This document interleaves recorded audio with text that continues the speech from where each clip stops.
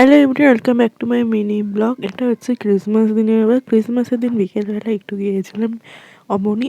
অবনী ক্রিসমাসের দিন যাওয়ার কারণ হচ্ছে অবনীটা ক্রিসমাসের দিন খুব সুন্দর করে সাজায়, তো সেই জন্যই যাওয়া।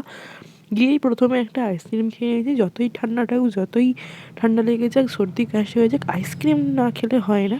তো তারপর একটু আধটু ঘোরাঘুরি করে ক্রিসমাসের জায়গাটা যেখানটা সাজায় ওখানটা একটু ছবি টবি তুলে ভিডিও করে তারপরে গিয়েছিলাম বাজার কলকাতা। এই ড্রেসটা আমার খুব পছন্দ হয়েছিল বাজার কলকাতায় গিয়ে। এই ড্রেসটা নিয়ে একটু গেলাম ওপরে, মানে ফুড কোর্টে গেলাম। ফুড কোর্টে গিয়ে মোটামুটি ফাঁকাই ছিল ফুড কোর্টটা। তো ওখান থেকে একটা কম্বো নিয়ে আমি আর মা গিয়েছিলাম। তো ওখানে খাওয়া দাওয়া কমপ্লিট করে নামতেই দেখি মারাত্মক ভিড়। গেছিলাম 5টার সময়, আর আমরা যখন ফুড কোর্ট থেকে নিচে নামি তখন 6:30 7টার মতো বাজে। তখনই এত ভিড় ছিল বলার মতো নয়। মাসের দিন একটু ভিড় তো হবে, এটা তো স্বাভাবিকই।